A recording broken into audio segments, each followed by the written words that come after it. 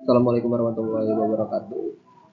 Saya Ahmad Maulana Hasani dari Teknik Sipil Reguler B semester 3. Di sini saya akan menjelaskan tentang aspek-aspek hukum jasa konstruksi. Satu, yaitu materi pada pertemuan 4.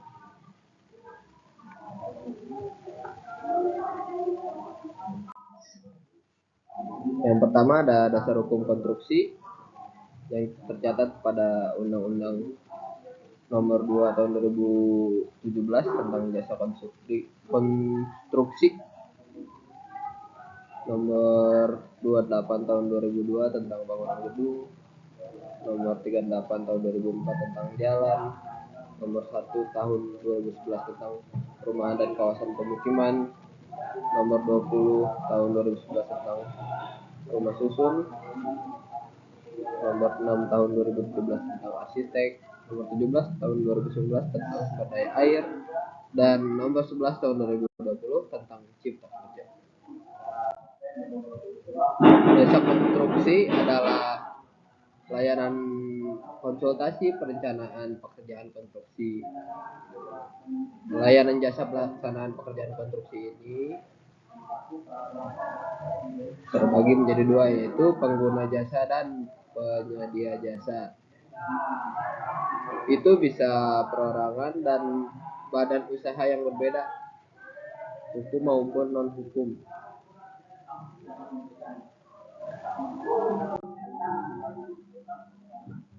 Peranan jasa konstruksi yaitu penting dan strategis dalam pencapaian berbagai sasaran guna menunjang terwujudnya tujuan pembangunan nasional, yaitu mewujudkan masyarakat yang adil dan makmur, yang merata, material dan spiritual berdasarkan Pancasila dan Undang-Undang Dasar 1945. Penjelasan mengenai konstruksi juga tertuang dalam Undang-Undang Nomor 2 Tahun 2017 tentang jasa konstruksi.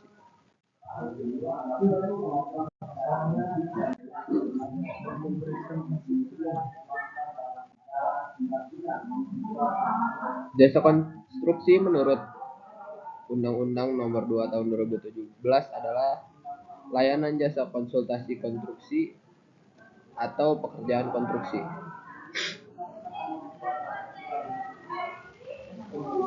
Konsultasi konstruksi adalah layanan keseluruhan atau sebagian kegiatan yang meliputi pengkajian, perencanaan, perancangan, pengawasan, dan manajemen penyelenggaraan konstruksi suatu bangunan. Cakupan pengaturan Undang-Undang Nomor 2 Tahun 2017 yaitu usaha jasa konstruksi, pengikatan, penyelenggaraan, kegagalan bangunan, peran masyarakat, pembinaan, penyelesaian sengketa, dan sanksi.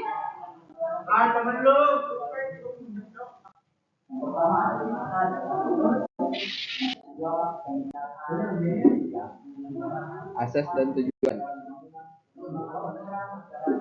Pada pasal 2, asas yang pertama itu kejujuran dan keadilan, asas kedua manfaat, asas ketiga kesetaraan, asas keempat keserasian, asas keseimbangan, asas profesionalitas, asas kemandirian, asas keterbukaan, asas kemitraan, asas keamanan dan keselamatan, asas kebebasan, asas pembangunan berkelanjutan, dan wawasan lingkungan.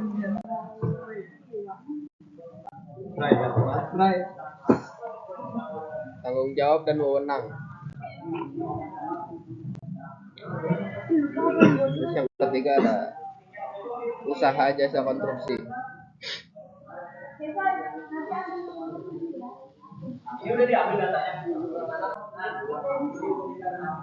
Terus penyelenggaraan jasa konstruksi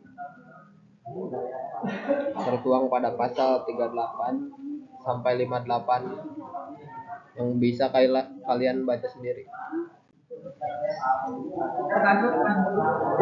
Keenam ada keamanan, keselamatan, kesehatan, dan berkelanjutan konstruksi. Tertuang pada pasal 59 yang bisa kalian baca sendiri. Yang ketujuh tenaga kerja konstruksi.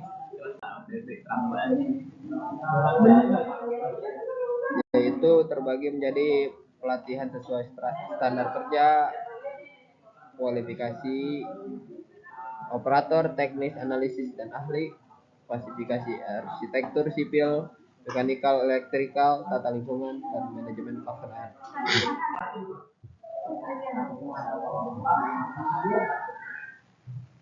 Bab 8. Di bab ke-8 ada penyelesaian sengketa. Pada pasal 88 tertuang dan bisa kalian baca sendiri. Ada tahapan-tahapannya, ada pihak yang terkaitnya.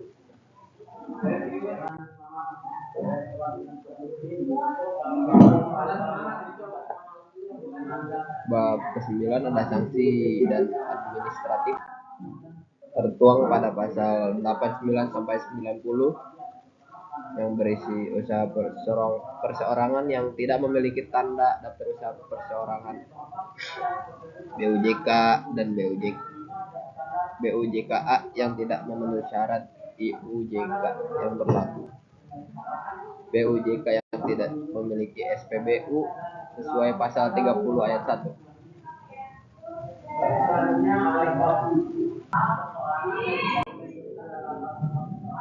Peraturan Pemerintah Nomor 22 Tahun 2020 tentang Peraturan Pelaksanaan UU Nomor 2 Tahun 2017 tentang Jasa Konstruksi.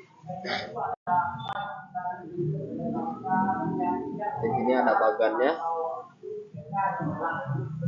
yang bisa digabungkan menjadi PP tentang Peraturan Pelaksanaan UU Nomor 2 Tahun 2017 tentang Jasa Konstruksi.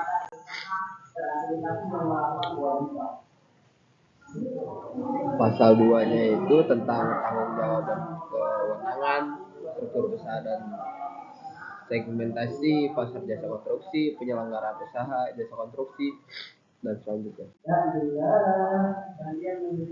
Tanggung jawab dan kewenangan.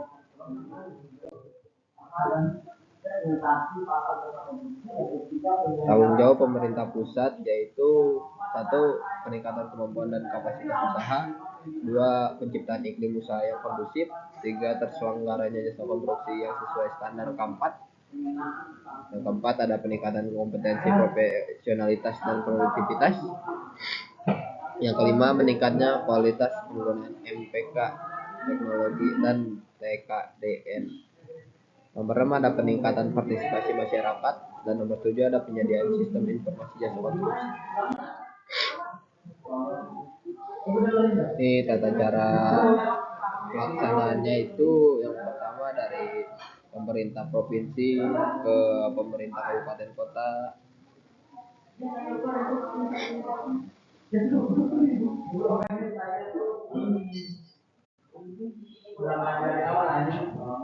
Berikutnya ada struktur usaha dan segmentasi pasar jasa konstruksi.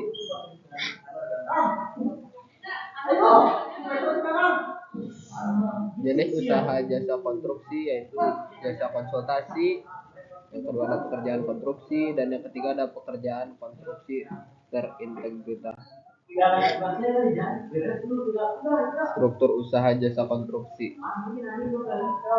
Yang pertama ada dalam Undang-Undang Nomor 18 Tahun 1999 tentang jasa pelaksanaan, dan klasifikasinya itu jasa pelaksanaan terintegritas, tidak ada batasannya. Yang kedua ada Undang-Undang Nomor 2 Tahun 2017 atau Peraturan Pemerintah tahun Pemerintah Nomor 22 Tahun 2020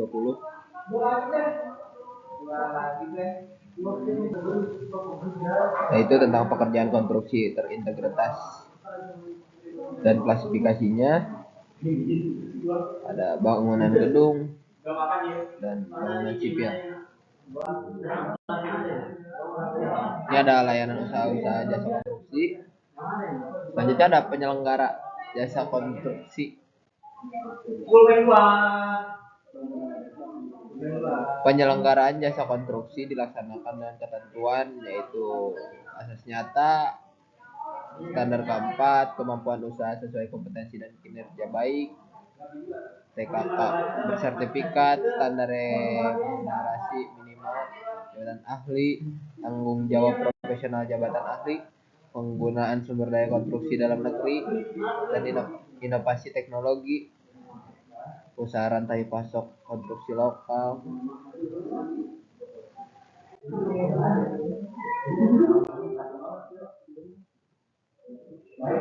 Ini ada pertanggungjawaban penyedia jasa atas kegagalan bangunan, yaitu pertanggungjawabannya wajib bertanggung jawab sesuai rencana umur konstruksi dalam jangka waktu paling lama yaitu 10 tahun terhitung sejak tanggal penyerahan akhir layanan jasa konstruksi untuk rencana umur konstruksi lebih dari 10 tahun.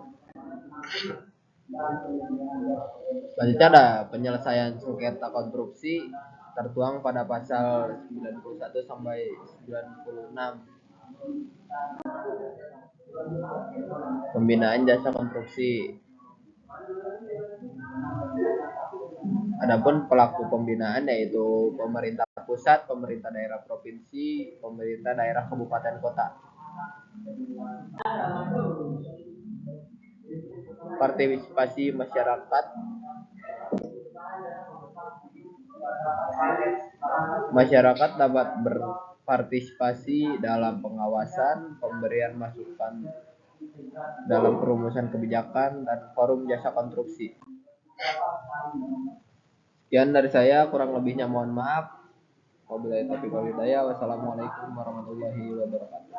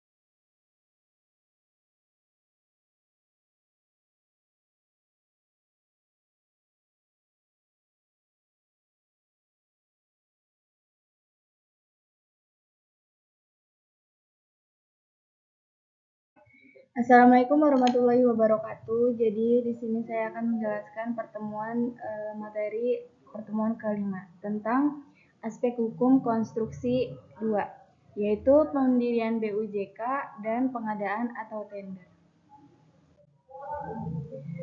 Bentuk-bentuk badan usaha yaitu ada koperasi, BUMN, sama BUMS. Di koperasi ini adalah jenis badan usaha yang beranggotakan orang-orang atau badan hukum perkoperasian. Koperasi melandaskan kegiatannya berdasarkan prinsip gerakan ekonomi rakyat yang berdasarkan asas kekeluargaan. Jenis-jenis koperasi yaitu ada koperasi simpan pinjam, koperasi konsumen, koperasi produsen, koperasi pemasaran, dan koperasi jasa. BUMN adalah atau disingkat dengan Badan Usaha Milik Negara merupakan badan usaha yang permodalannya seluruhnya atau sebagian dimiliki oleh pemerintah. Status pegawai badan usaha badan usaha tersebut adalah pegawai negeri. BUMN sendiri sekarang ada 3 macam yaitu Perjan, Perum, dan Perserum. Lalu yang ketiga ada BUMS. BUMS atau badan usaha milik swasta adalah badan usaha yang didirikan dan dimodali oleh seseorang atau sekelompok orang berdasarkan UUD 1945 pasal 33. Bidang-bidang usaha yang diberikan kepada pihak swasta adalah mengelola sumber daya ekonomi yang bersifat tidak vital dan strategis atau yang tidak menguasai hajat hidup orang banyak. Berdasarkan bentuk hukumnya, badan usaha milik swasta dibedakan atas perusahaan persekutuan, firma, persekutuan komanditer, perseroan terbatas, dan yayasan. Lalu di sini ada cara mendirikan CV bidang jasa konstruksi dan kontraktor, yaitu kita melakukan persiapan. Lalu kita ada pengajuan nama, persetujuan nama dan pendaftaran, dan melengkapi syarat-syarat pengesahan yaitu pembuatan akta, surat keterangan domisili, NPWP, pengesahan Menteri Hukum, pembuatan SIUP, pembuatan TDP, lalu pengumuman dalam berita acara negara Republik Indonesia, dan juga harus melengkapi SKT, pembuatan KTA, SBU, dan SIUJK. Kelebihan dari perseroan terbatas adalah: 1. Tanggung jawab yang terbatas dari para pemegang saham terhadap utang-utang perusahaan. Maksudnya adalah jika Anda termasuk pemegang saham dan kebetulan perusahaan punya utang, hanya Anda yang bertanggung jawab besar modal Anda hanya bertanggung jawab sebesar modal yang Anda setorkan dan tidak lebih. 2. Kelangsungan perusahaan sebagai badan hukum lebih terjamin, sebab tidak tergantung pada beberapa pemilik dapat terganti. Yang ketiga, ada mudah untuk memindahkan hak milik dengan menjual saham kepada orang lain, lalu mudah memperoleh tambahan modal untuk memperluas volume usahanya, misalnya dengan mengeluarkan saham baru. Yang terakhir, ada manajemen dan spesialisasinya, memungkinkan pengelolaan sumber modal untuk itu secara efisien. Lalu ada kelemahan perseroan terbatas, yaitu PT merupakan subjek pajak tersendiri. Jadi, tidak hanya perusahaan yang terkena pajak, dividen atau laba bersih yang dibagikan kepada para pemegang saham dikenakan pajak lagi sebagai pajak pendapatan, tentunya dari pemegang saham yang bersangkutan. Jika Anda akan mendirikan perseroan terbatas, pendiriannya jauh lebih sulit dari bentuk kepemilikan usaha lainnya. Dalam pendiriannya, PT memerlukan akta notaris dan izin khusus untuk usaha tertentu. Lalu ada biaya pembentukannya relatif tinggi. Yang terakhir, bagi sebagian besar orang, PT dianggap kurang secret dalam hal dapur perusahaan. Hal ini disebabkan karena segala aktivitas perusahaan harus dilaporkan kepada pemegang saham, apa yang menyangkut laba perusahaan. Lalu di sini ada prosedur pendirian PT di bidang jasa konstruksi. Yaitu melakukan persiapan, pengajuan nama, persetujuan nama, dan pendaftaran, lalu melengkapi syarat-syarat pengesahan yang sudah lengkap. Di sini ada izin usaha jasa konstruksi. Jasa konstruksi adalah layanan jasa konsultasi perencanaan pekerjaan konstruksi, layanan jasa pelaksanaan jasa konstruksi, dan layanan jasa konsultasi pengawasan pekerjaan konstruksi. Usaha jasa konstruksi adalah usaha dalam layanan jasa perencanaan pekerjaan konstruksi, layanan jasa pelaksanaan jasa konstruksi, dan layanan jasa konsultasi pengawasan jasa pekerjaan konstruksi. Badan usaha jasa konstruksi yang selanjutnya disingkat BUJK adalah badan usaha yang kegiatan usahanya bergerak di bidang jasa konstruksi. Dan izin usaha jasa konstruksi yang selanjutnya disingkat IUJK adalah izin yang melakukan usaha di bidang jasa konstruksi yang diberikan oleh pemerintah kota. Pekerjaan konstruksi adalah keseluruhan atau sebagian rangkaian kegiatan perencanaan dan pelaksanaan beserta pengawasan yang mencakup pekerjaan arsitektural, sipil, mekanikal, elektrikal, dan tata lingkungan masing-masing beserta kelengkapannya untuk mewujudkan suatu bangunan atau bentuk fisik lain. Syarat minimal yang harus dimiliki oleh sebuah badan usaha untuk dapat mengikuti proses pengadaan jasa konstruksi adalah: 1. Yaitu sertifikat badan usaha, izin usaha jasa konstruksi, Sertifikat keterampilan keahli atau keahlian usaha orang perseorangan.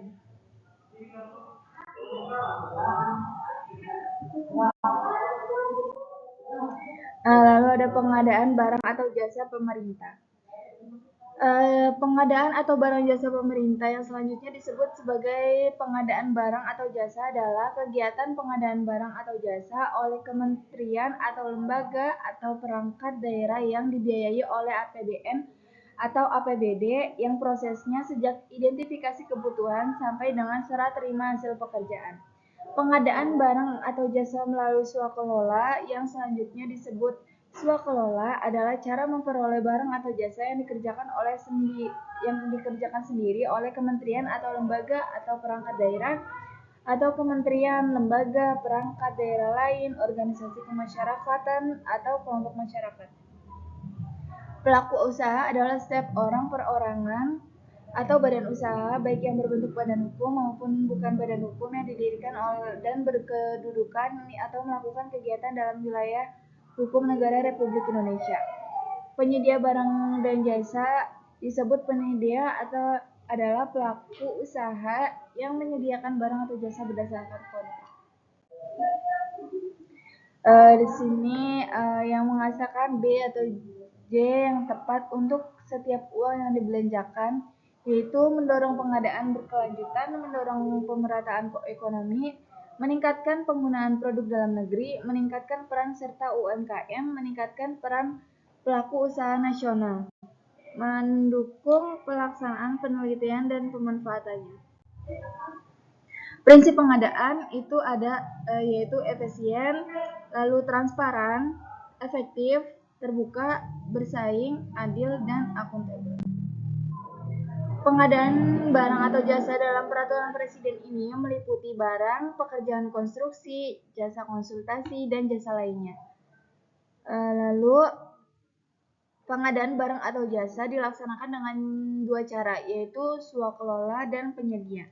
Metode pembelian penyedia barang atau jasa, barang atau pekerjaan konstruksi atau jasa lainnya terdiri atas e-purchasing, pengadaan langsung, penunjukan langsung, tender cepat, dan tender. Perencanaan swakelola yaitu ada 3: penetapan tipe swakelola, penyusunan tipe spesifikasi teknis atau KAP, penyusunan perkiraan biaya atau rencana anggaran biaya. Pelaksanaan melalui e-purchasing ada 2 kriteria, yaitu wajib dan tidak wajib. Lalu ada pengadaan langsung. Pelaksanaan pengadaan langsung dapat dilakukan sebagai berikut, yaitu pembelian atau pembayaran langsung kepada penyedia untuk pengadaan barang atau jasa. Yang kedua ada permintaan penawaran yang disertai dengan klarifikasi serta negosiasi teknis dan harga kepada pelaku usaha untuk pengadaan langsung yang menggunakan SPK. Lalu ada pelaksanaan tender cepat. Di sini ada procurement, meningkatkan transparansi dan akuntabilitas, meningkatkan akses pasar dan persaingan usaha yang sehat, memperbaiki tingkat efisiensi proses pengadaan, mendukung proses monitoring dan audit, lalu memenuhi kebutuhan akses konfirmasi yang real time. Manfaat dari e-procurement yaitu penawaran yang lebih banyak, mempermudah proses administrasi, persaingan usaha yang sehat, memperluas peluang usaha, mengurangi biaya transportasi untuk mengikuti lelang, dan memberikan kesempatan masyarakat luas untuk mengetahui proses pengadaan. Lalu ada e-tendering, yaitu tata cara pemilihan penyedia barang atau jasa yang dilakukan secara elektronik dengan menggunakan SPSI atau sistem pengadaan secara elektronik. Melalui unit LPSI, layanan pengadaan secara elektronik dimulai dari pengumuman lelang sampai pengumuman penetapan pemenang.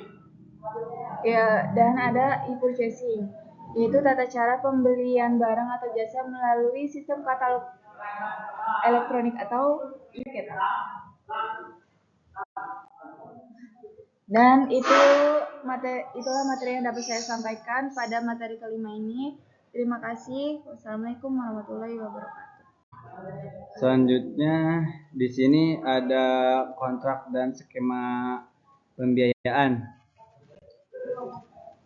Selanjutnya kontrak pengadaan jasa konstruksi. Poin pertama, bentuk dan isi kontrak. Di sini ada definisi kontrak. Istilah-istilah dalam kontrak. Pertama, perikatan, perjanjian. Ketiga, kontrak. Perikatan berasal dari pasal 1, 2, 3, 3. 4 adalah undang-undang, 5 perjanjian. Sini nyusun dari definisi kontrak. Pertama perikatan, perjanjian, kontrak. Keempat undang-undang, kelima perjanjian. Dan adapun perjanjian tertulis antara VA, KVA, PPK dengan penyediaan barang, jasa atau pelaksanaan suai kelola. Di sini ada sebuah perjanjian hukum antara dua pihak atau lebih yang bermaksud untuk membuat suatu hubungan resmi yang berlaku menurut hukum. Di sini ada pihak pertama adalah pejabat penandatangan kontrak, pihak kedua penyediaan barang atau jasa yang telah ditunjuk untuk melaksanakan pekerjaan. Selanjutnya konsekuensi hukum. Di sini ada konsekuensi hukum terhadap syarat-syarat sahnya kontrak yaitu: poin pertama, batal demi hukum. Kedua, dapat dibatalkan dalam hal dilanggarkan syarat subjektif. Yang ketiga, kontrak tidak dapat dilaksanakan. Yang keempat, sanksi administratif. Di sini selanjutnya ada jenis-jenis kontrak. Jenis-jenis kontrak menurut KU Pendata. Pertama, perjanjian nimbal balik. 2, perjanjian cuma-cuma. 3, perjanjian atas beban. 4, perjanjian bernama. 3, perjanjian tidak bernama. 6, perjanjian konstitusi dan sebagainya. Di sini ada perjanjian untung-untungan, perjanjian publik. Selanjutnya di sini ada kontrak berdasarkan peraturan Presiden nomor 16 tahun 2018 tentang pengadaan barang atau jasa pemerintah. Sini ada jenis kontrak dalam Perpres 16 tahun 2018. Pengadaan barang atau jasa bagi alam. Poin pertama, kontrak berdasarkan cara pembayaran. Poin kedua, kontrak berdasarkan sumber. Kontrak berdasarkan pembedaan. Dan selanjutnya jenis-jenis kontrak. Di sini ada barang atau jasa lain. Pertama, lumsum, harga satuan, gabungan, dan kontrak payung, biaya plus imbalan. Di sini ada pekerjaan konstruksi, lumsum, harga satuan, gabungan lumsum, putar kunci. Dan poin ketiga ada jasa konsultasi konstruksi. Di sini ada lumsum, waktu penugasan. Keempat, jasa konsultasi non konstruksi, lumsum, waktu, dan kontrak. Selanjutnya penyusunan dan penetapan rancangan kontrak. Di sini ada naskah surat perintah kerja mencakup, dan selanjutnya syarat-syarat umum kontrak. Di sini ada definisinya, catatannya bisa dibaca definisinya ya. Nah, di sini ada contoh SSUK. Ini contohnya. Dan selanjutnya ada syarat-syarat khusus kontrak. Di sini ada definisinya, catatan semuanya. Dan selanjutnya skema pembiayaan proyek konstruksi. Sumber. Di sini ada sumbernya. Modal bagi pembiayaan proyek konstruksi secara umum dapat diperoleh dari 3 sumber dasar. Yang pertama pemerintah, yang kedua swasta, yang ketiga gabungan antara pemerintah dengan swasta, bisa digabung. Dan selanjutnya jenis instrumen keuangan. Sedangkan jenis instrumen keuangan untuk modal pembiayaan proyek konstruksi ada 3. Yang pertama pembiayaan melalui pendapatan, kedua pembiayaan melalui hutang, dan ketiga pembiayaan melalui kekayaan. Selanjutnya di sini ada pembiayaan melalui pendapatan. Poin pertama pengutangan kebaikan, dan di sini ada 2 ya. Dan selanjutnya penghutan perbaikan. Di sini ada dalam penyataan jenis penghutan inisiatif kurang banyak digunakan. Dan selanjutnya ada pun tujuan utama dari penegasan. Di sini ada development, infrastruktur. Dan kedua, pembiayaan melalui hutang. Di sini obligasi, excess condemnation, linkage. Selanjutnya obligasi.